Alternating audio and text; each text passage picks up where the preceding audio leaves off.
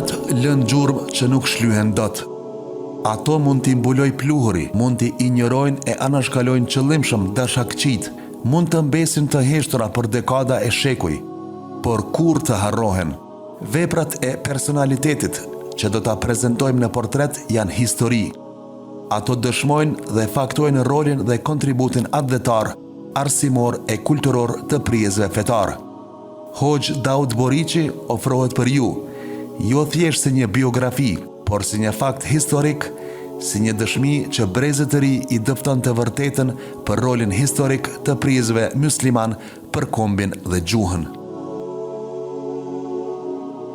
Bismillahirrahmanirrahim, me emrin Allahut, mëshiruesit, mëshirbërësit. Përpjekjet për të mjegulluar rolin e prijezve fetar në çështje historike, kombëtare dhe arsimore, janë të prira për dështuar qysh në fillim. Kjo për faktin se e vërteta është më e madhe se që dikush mund të mbuloj. Veçmas kur bëhet fjalë për të vërteta që në histori kanë peshë dhe rol nismëtar. Hoxh Daud Boriqi është njëri nga ata veprimtarët që kontributin e tyre e kanë shtrirë në rrafshet kryesore dhe më mendikim në shoqëri. Trekëndshi i veprimtarisë së tij fetare, adhëtare dhe arsimore është më shumë se histori. Është përgjigje ndaj shumë dilemave që janë ngritur si pasojë e përpjekjeve dashakeqe për ta minimizuar maksimalisht rolin e prijezve fetar në çështje që kanë të bëjnë me historinë, kulturën dhe arsimin. Roli i tij veçmas për kitazi me alfabetin shqip është themeltar. Ta flasësh gjuhën tënde, të shkruash në të, tua mësosh brezave, e madje tua shpjegosh njerëzve edhe fenë e Zotit me të, është mësim të cilin praktikisht Daud Boriqi i përcjell brezave.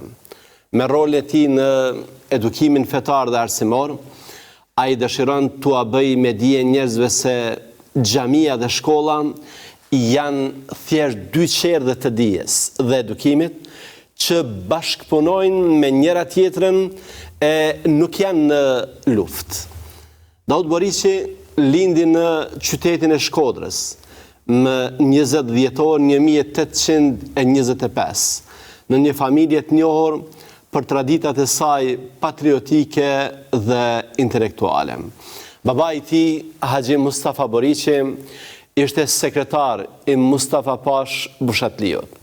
Boriqi është fshat në Tivar dhe sipas të dhënave të familjarëve, të parët e tyre janë vendosur në Shkodër në shekullin e 17, rreth vitit 1650. Fillimisht janë vendosur në lagjen Sudbeq dhe më pas në lagjen Perash qytetit, ku vazhdojnë akoma të jetojnë mjaft prej pasardhësve të tyre. Janë njohur si familje me pozita. Bijtë e kësaj familje u punësuan më së shumti në administratën publike.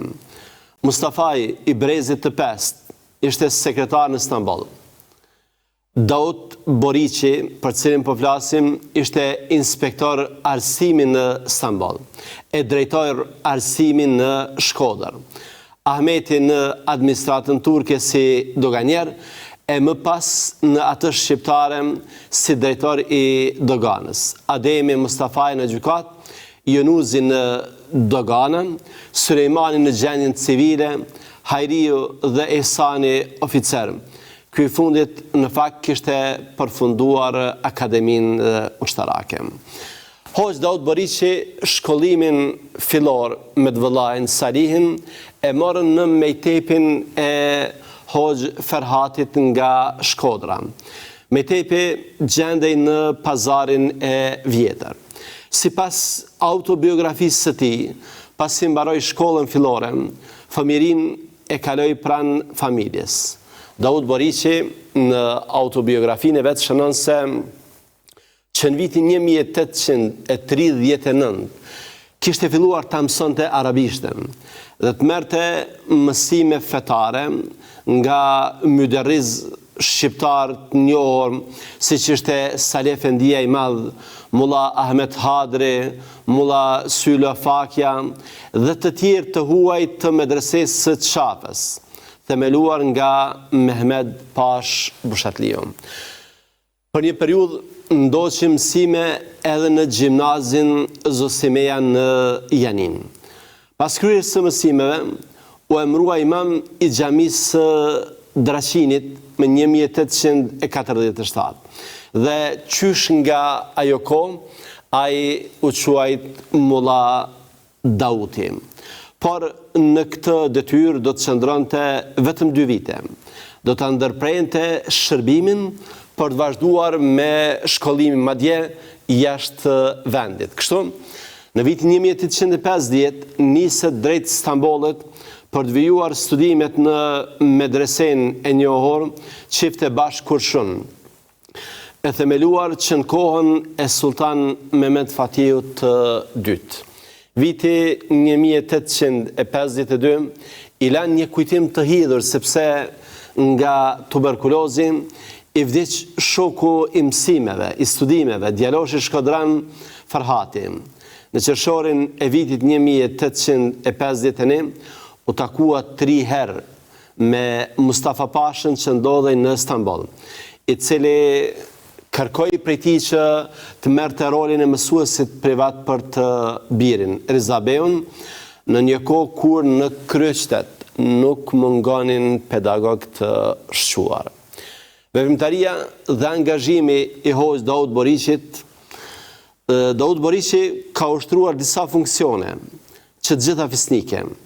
Ka punuar imam në xhamin e Dranqinit në Shkodër, detyrë kjo e përhapjes së fjalës së Zotit. Pas kthimit nga Stambolli, karrierën do ta vazhdonte si mësues në shkollën Rushdie, që ishte hapur në Pazar të Vjetër në vitin 1858. Më pas, për shkak të vlerësimeve, do ta merrte detyrën e drejtorit në këtë shkollë. Për suksesin e treguar, do të gëzonte krahas me njohjes e vlerësimit edhe promovimin edhe më lart në detyrë, duke u bërë kryeinspektor i arsimit për gjithë vilajetin e Shkodrës. Krahas këtyre detyrave dhe angazhimeve, Daud Boriqin e gjejmë edhe në angazhime me karakter adhëtar e politik. Ai ishte një nga themeluesit e lidhjes së Prizrenit dhe kryetar i degës lokale të saj. Mbas u hap Kongresi i Berlinit me 13 qershor, dega e lidhjes me pëlqimin e vilajetit të Shkodrës dhe Sanxhakut të Dibrës vendosen me nis një telegram Kongresit me lutje që Tivari, Shpuza, Podgorica t'i mbeteshin vilajetit të Shkodrës. Telegrami ishte nënshkruar prej 500 personave në Shkodër, nga të cilët më të rëndësishmit ishin sigurisht Daud Efendi Boriqi, që ishte edhe kryetari i degës, Yusuf Ag Sokoli, Selim Ag Gjyrezi, Filip Suma, Gjon Muzhani e tjerë. Daud Boriqi gjuhën do të linte edhe në fushën e gjuhës shqipe. Më saktë, ai ishte hartues i abetarëve të gjuhës shqipe me alfabet arab. Daud Efendi Boriqi hartoi dhe botoi 3 abetare në gjuhën shqipe. Abetare shqip me shkronja arabo-turke litografuar në Stamboll me 1861. Kjo abetare është ribotuar në vitin 1869, pastaj abetare shqip e ndryshme prej të parës dhe abetare shqip e ndryshme prej 2 të parave, pra verzion i ri i saj. Si shihet, ai është një hallk në zinxhirin e gjatë të imamëve dhe myderrizve që kanë punuar e kanë lënë gjurmët e tyre në themelimin e alfabetit shqip. dhe promovimin e gjuhës shqipe dhe të drejtës për ta folur atë dhe për të shkruar në të. Ilo Qavzezi dikur shkruan të kësaj: përgjithsisht, si për gjitha gjuhët ballkanike të mbetura pas, po ashtu edhe për shqipen tonë, del në shesh se shtytjet më të para të letrarizimit të saj i ka dhënë feja. Doktor Hasan Bello, duke u ndërlidhur me këtë, jep një konstatim brillant. Thot, kjo e shpjegon edhe dukurin se hartuesit e parë të shkrimeve shqipe kryesisht janë përjes fetar.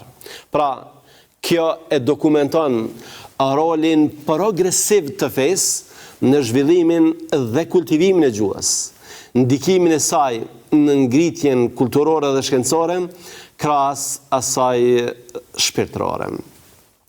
Si përmbledhje të qëllimeve dhe objektivave të abetarës, Hoxh Daud Boriqi shkruan të kësaj: shqiptari me mënyrën e shkronjave që kam kallëzue në alfabetin shqip, brenda pak kohe mundet me shkrue gjuhën e vetë. Pra qëllimi i tij ishte që shqiptarët duke mësuar gjuhën e tyre të arrijnë që të shkruajnë në gjuhën e vetë.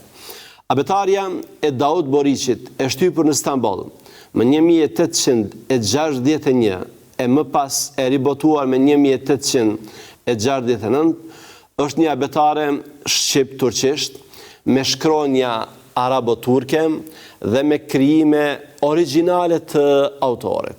Abetarja në fjalë ka gjithsej 37 shkronja, nga të cilat 28 janë të alfabetit arab, 2 i ka marrë nga osmanlishtja dhe për të plotësuar nevojat e gjuhës sonë, 7 shkronja Daud Boriqi i hartoi vetë, nga ato fonema që i korrespondonin me gjuhën shqipe.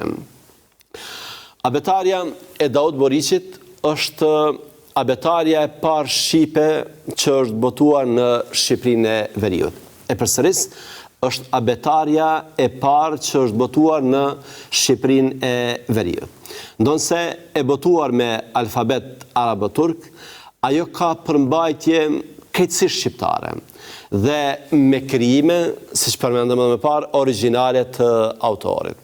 Kjo dëshmon për një hap në fushën e arsimit fillor, kombëtar, me bazë gjuhën shqipe. Është interesante të përmendet se kopjet e abetarës së Daud Efendiut janë gjetur pas më shumë se një shekulli në disa familje dhe në fondet e bibliotekave në Shkodër, për të na bindur kështu se ajo që bëhet sinqerisht për hir të Zotit mbetet për gjithmonë. Hoxh Muhamet Sytari, ndërsa flet për abetaren e Daud Efendiut, vjen me një konstatim të jetë qëlluar se alfabeti shqip me shkronja arabe natyrshëm përkthen orientimin fetar islam të këtij dietarit të shquar, që në të vërtetë ishte orientimi pjesës më të madhe të popullatës shqiptare dhe trendi i kohës. Nëse mbështetësit e alfabetit latin vinin në dukje një identitet evropian, një identitet shqiptar dhe një dallim kundrejt turqve, cili ishte pozicioni i partizanëve të alfabetit arab. Ajo që konstatohet me njëherë është se identiteti i parë që ata vinin në dukje ishte identiteti fetar musliman. Në fakt, alfabeti arab ishte pasgjidhmërisht i lidhur me frymën e Kur'anit, mbaron citimi i Hoxh Muhamet Sytarit. Përveç abetarës, Daud Boriqi është autor edhe i një gramatike shqipe, e cila përmban njohuritë përgjithshme mbi emrin, numrin, gjinin e tjerë. Është po kështu autori një fjalorit turqisht shqip, i një autobiografie dhe i 2 ditarëve me rëndësi të madhe për historinë e mendimit pedagogjik shqiptar. Në horizontin shkencor dhe kulturor të Hoxh Dautit, gjuhët kishin pozitën e tyre të pakontestueshme. Ndonse i jepte këtë angazhim për gjuhën amtare, kujtonte se mësimi gjuhës turke është i dobishëm. Gjuha turke ka qenë gjuhë e kohës dhe këtë mësim të tij për gjuhët, veçmas këto që janë me rëndësi, siç është gjuha e Kur'anit, gjuha arabe, gjuha angleze, këtë duhet ta kemi në hatër edhe sot në brezat e rinj. Daud Efendi Boriqi, si hoxh, nuk ka si të mos ketë kontribuar edhe në fushën e predikimit dhe këshillimit. Në punimet e tij gjejmë disa prej këshillave të vyera, të cilat janë rezultat i mësimeve të pastra fetare, si mos rri pa punë, shko në shkollë, mos përta, dëgjo këshillat e mira, kur të flasësh, mendo, mos gënje. Për secilin prej këtyre këshillave, që ne përmendëm disa sash thjesht për ilustrim, mund të sjellim tekste dhe dëshmi fetare. Madje, ai vetë i është referuar një hadithi profetik për dijen, kush vdes duke kërkuar dijen, vdes shahid. Për hir të korrekcisë, tekstualisht kjo thënie nuk është konfirmuar, ndërsa si përmbajtje po. Ndër tekstet që konfirmojnë këtë përmbajtje, është edhe hadithi profetik, kush del për ta kërkuar dijen, ai është në rrugën e Zotit derisa të kthehet. Daud Boriqi nuk është se nuk është studiuar. Janë mbajtur konferenca përkitazi me veprimtarinë e tij, si ajo me rastin e 100 vjetorit të vdekjes së tij, ku për të Muzeu Historik i Shkodrës botoi një vepër prej 88 faqesh. Daud Boriqi është dekoruar me urdhrin e lirisë të klasit të tretë për përpjekjet e tij dhe punën e palodhur në përhapjen e arsimit në gjuhën shqipe. Por, a është bërë sa duhet për Daud Boriqin? Natyrisht se nuk është bërë sa duhet. Profesor Dr. Niazi Kazazi, në përfundim të një punimi për Daud Boriqin, shkruan kësaj. Në përfundim mund të themi se i takon Daud Efendi Boriqit merita e realizimit të kësaj detyre të madhe të programit kulturor të shqiptarëve në agim të rilindjes son kombëtare. Pra, veprimtaria e tij ndërlidhet me interesin e përgjithshëm kombëtar dhe përkundër kësaj ai ende nuk gëzon meritat dhe vlerësimin e duhur. Ende nuk ka asnjë institucion arsimor në Shkodër, në vendlindjet të tij, apo edhe diku tjetër që bart emrin e tij. Në fakt, ka një rrugë në Shkodër që është emëruar sipas emrit të tij, por që për një personalitet, siç ka qenë Hoxh Dauti, është vërtet pak. Pas pensionimit, respektivisht, me 2 nëntor të vitit 1898, Hoxh Daud Boriqi do të vdiste, duke lënë pas vete një trashëgimi të madhe. Shtëpia e tij në lagjen Perash, ku ka jetuar, ka qenë shtëpi muze e kategorisë së parë deri pas viteve 90. Sot, në vend të saj, është ndërtuar medreseja e vajzave në Shkodër. Si mesazhe dhe mësimet nxjerra nga jeta dhe veprimtaria e Hoxh Daud Boriqit, do të veçonim roli themeltar i prizve fetar në përgjithësi dhe atyre musliman në veçanti në çështje që kanë të bëjnë me gjuhën, arsimin dhe të ardhmen e vendit. Nga jeta dhe veprimtaria e tij ne mësojmë për motivin për të vazhduar rrugën e dijes, duke shkuar nga një vend në vendin tjetër dhe duke mos u mjaftuar me sigurimin e një vendi pune. Daud Boriqi, edhe pse kishte 2 vite që ishte emëruar imam, e kishte lënë këtë detyrë për të vazhduar mëtej me shkollimin fetar.